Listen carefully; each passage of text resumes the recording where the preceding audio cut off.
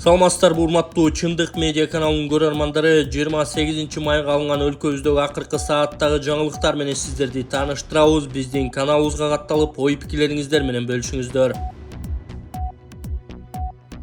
Өлкөдө адамдын сөөгүн өрттөөгө биротоло тыюу салуу сунушталды. Кыргызстанда маркумдарды кремациялоо, сөөгүктү өрттөп гүлүн жерге берүүгө тыюу салуу сунушталып жатат. Жогорку Кеңештин төрагасы Марлен Маматалиев менен депутат Болот Сагынаев демилгелеген мыйзам долбоору коомдук талкууга коюлду. Ага ылайык эми каза болгон адамдардын сөөгүн өрттөп жок кылууга тыюу салынат. Мыйзамдагы кремация тууралуу бардык жоболор алып салынып, жерге берүү гана негизги ыкма катары калууда.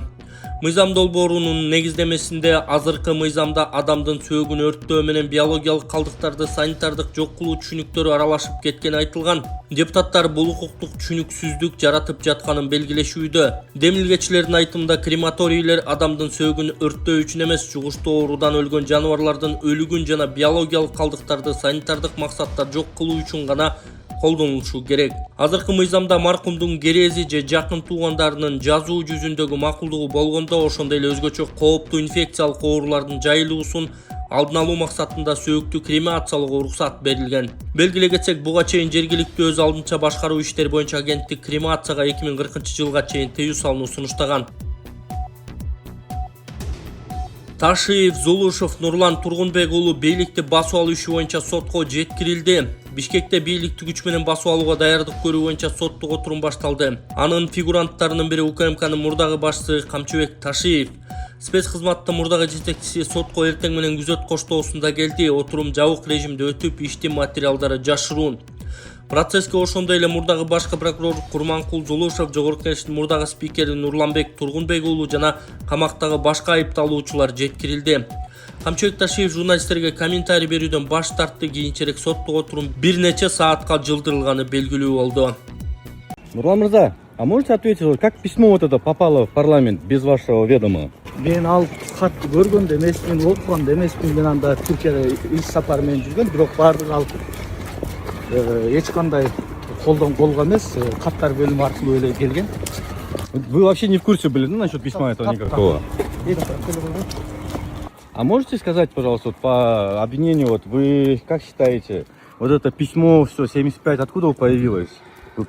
Кылмыш иш баардыгы купуя азыр. Сабыр кылып тургула, мына процесс эми башталды убасыңар. Ал коюлган айып боюнча мен эч кандай тиешем. Ошо катты айтып атпайбы, президент айтып атпайбы? Айтып атпайм, процессте убасыңар. Засекречено келди деп атпайбы, ошо катты элечи. Москвада жашап, иштеп жүрүп жыйган мүлктөрүңүздү сүрсүтпөй, батирден батирге көчкөндө төгүп чачып жоготпой, айлыңызга бат-бат жиберип туруңуз. Бул үчүн 12 жылдан бери Москвадан Кыргызстанга жүк ташуу менен алектенген Зайырбек Маматкаримов аттуу туруктуу ишкерди сунуштайбыз. Зайырбектин машиналары мыкты, кызматкерлери жооптуу, кампалары кенен, жүктү үйүңүздөн алат. Ар бир 7 облусубузга чейин барат. Ар бир аманаттын амандыгына кепилдик берет. Кызмат акысы буюмуңуздун көлөмүнө жараша 500 рубльдан башталат. Байланыш номерлары +7 926 788 70 70 +7 929 624 63 64. Ички иштер министрлиги Ысык көлдө өтө турган кайык жарышы боюнча элге кайрылды. Ички иштер министрлиги Ысык көлдө өтө турган F1 World Championship кайыктар жарышынын айланасындагы билдирүүлөргө жооп берип, элди чагымчылдыкка алдырбоого чакырды. Кайрылууда мындай турнир буга чейин Европанын түштүк, чыгыш Азия менен жакынкы чыгыш өлкөлөрүндө өткөрүлүп келгени белгиленген. Ички иштер министрлиги талапкер мамлекеттердин көптүгүнө карабай уюштуруучулар Кыргызстанды тандаганын айтышты. Бул мамлекетибиз өнүгүү жолунда баратканынан кабар берет. Мындай деңгээлдеги иш-чараны уюштуруучулар дагы коопсуздук жагы, инфа түзүмү, экономика өңдүү критерийлер менен карашат. Экологияга, көлгө зыян алып келет деп популисттик менен элди удургутуп жаткан билдирүүлөр суу кечпейт. Анткени жарышка катыша турган бир моторлуу кайыктар заманбап келип, майы акпагыдай болуп жабдылган деп айтылат билдирүүдө. Министрлик экологияга бийликтегилер карапайым элден кем калбай күйөөрүн кошумчалады. Мындан тышкары социалдык тармакта Кыргызстандагы чет өлкөлүк жумушчуларга карата улут аралык кастык, жек көрүүнү күчөтө турган чагымчыл билдирүүлөр катталып жатканы айтылды. Өлкөдө ири эл аралык инфа түзүмдүк долбоорлор ишке ашырылып, Кытай, Кыргызстан, Өзбекстан темир жолу, Асман шаары, Камбар-Ата 1 сыяктуу объектилер курулууда. Аларга артисттер, жумушчу күчү керек. Чет элдиктер ээн эркин каалагандай эле кирип чыгып кеткен жери жок. Ар бир тийиштүү уруксат документтери визасы менен келип көзөмөлдө турат. Долбоорлор бүткөндө кайра кетишет. Айрым долбоорлор 2030-жылы, кээси 2035-жылдары бүтөт деп айтылат кайрылууда. Ички иштер министрлиги маалымат таратууда этият болууга, чын төгүнүн аныктап талдоого чакырды. Жоопко тартып баштаганда адаттагыдай жөн эле жоопко тартып жатат деп кыйкырып чыкпагыла, деди министрлик.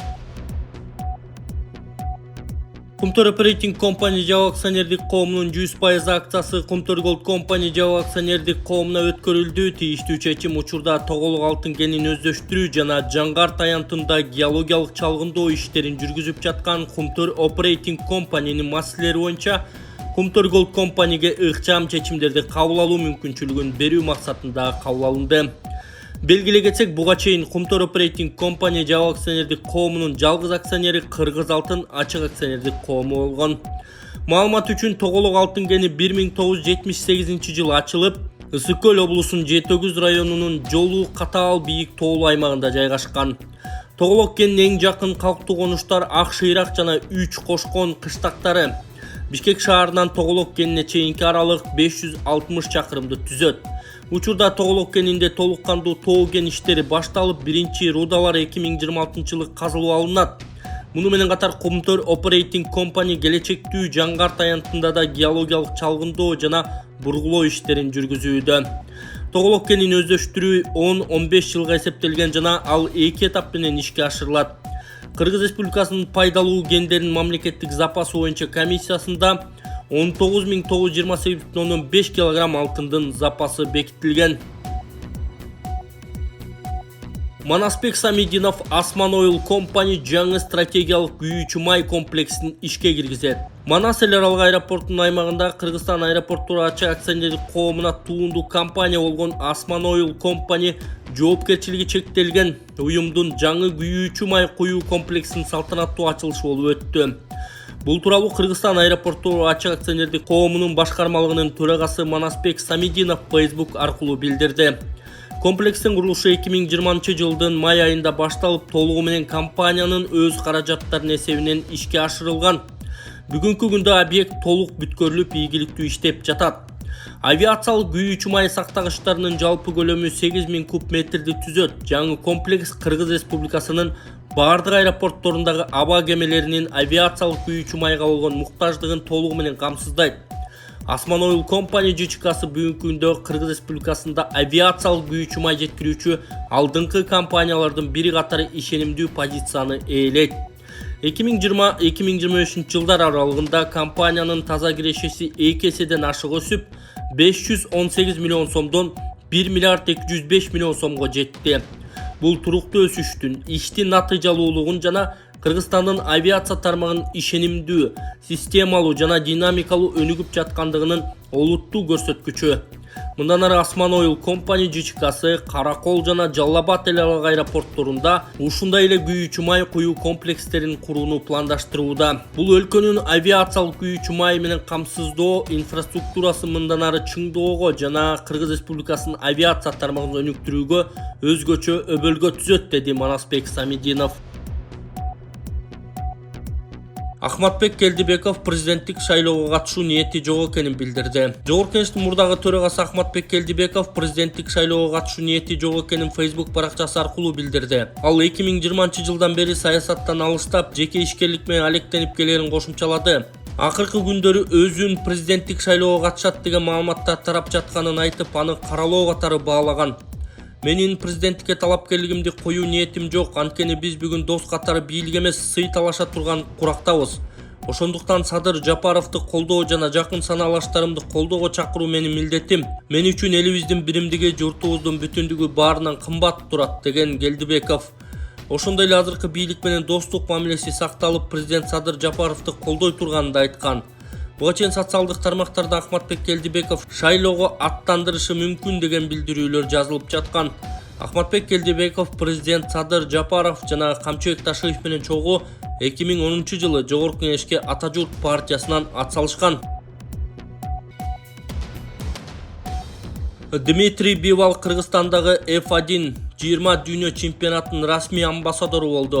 Белгилүү боксчу дүйнө чемпиону Дмитрий Бивал суу мотордук спорту боюнча F1-20 Кыргызстан эл аралык мелдешинин расмий амбассадору болду. Кызматташтык жөнүндө макулдашууга салтанаттуу кол коюу аз эми кече өттү. Өнөктөштүк ылдам жүрүүчү кайыктардагы масштабтуу жарыштар илгерилетүүгө багытталган. Алар катышуучулардан кесипкөй бокстагыдай эле сапаттарды, күч-кубатты, ылдамдыкты жана мүнөздүү чечкиндүүлүгүн талап кылат. Келишимдин алкагында республикада спорттун бул түрүн жайылтуу үчүн бир катар биргелешкен медиа долбоорлорду жана жаңы демилгелерди ишке киргизүү пландалууда. Башкы спорттук окуя 31-июлдан 2-августка чейин Ысык көлдүн жээгинде өтөт. Дүйнөлүк биринчиликтин жылдыздуу амбассадордун катышуусундагы этабы Кыргызстандагы жайкы туристтик сезондун эң жаркын жана эл көп келе турган иш-чараларынын бири болот деп күтүлүүдө.